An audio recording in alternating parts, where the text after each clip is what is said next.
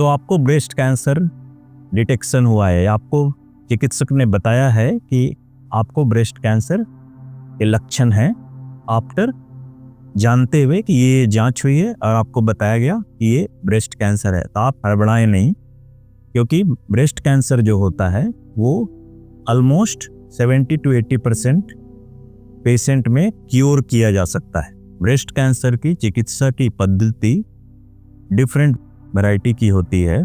Chemotherapy की जाती है, सर्जरी की जाती है, रेडियोथेरेपी की जाती है एंड एक टैबलेट खाने के लिए दिया जाता है जिसको हम लोग हार्मोनल ट्रीटमेंट बोलते हैं। तो ऐसा नहीं है कि आपको अगर ब्रेस्ट कैंसर डिटेक्ट किया गया है तो आपको नेक्स्ट डे ही सर्जरी कराना है। कभी कभी हम लोग कीमोथेरेपी से भी स्टार्ट करते हैं।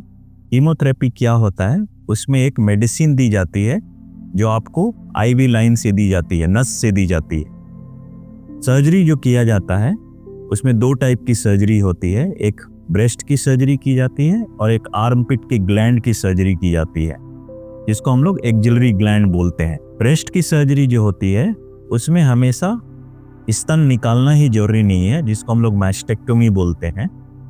सो इंडिया में हम लोग अगर आप अच्छे सेंटर में जाते हैं तो 100 में 60 या 70 पेशेंट का ब्रेस्ट बचाया जा सकता है, जिसको मेडिकल टर्म में ब्रेस्ट कंजर्वेशन सर्जरी बोला जाता है।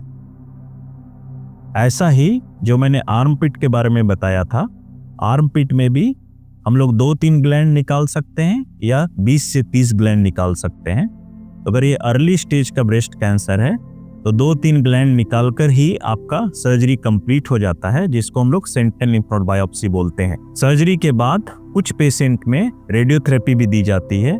रेडियोथेरेपी क्या होता है, उसमें एक रेडियोथेरेपी मशीन के अंदर स्तन को रेडियोथेरेपी की सेक दी जाती है और उसके बाद जो एक टैबलेट होता है जिसको हम लोग हार्मोनल ट्रीटमेंट बोलते हैं।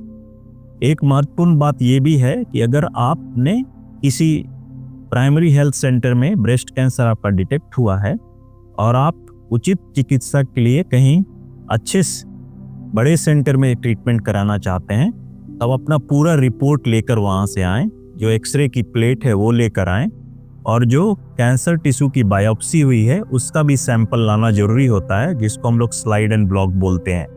ये दोनों चीज़ आप जरूर वहाँ से अपने चिकित्सक से सलाह लें और ये लेकर आप नेक्स्ट सिटी या नेक्स्ट बड़े सेंटर में मूव करें। तो ये फर्दर कन्फर्म करना बहुत ज़रूरी होता है।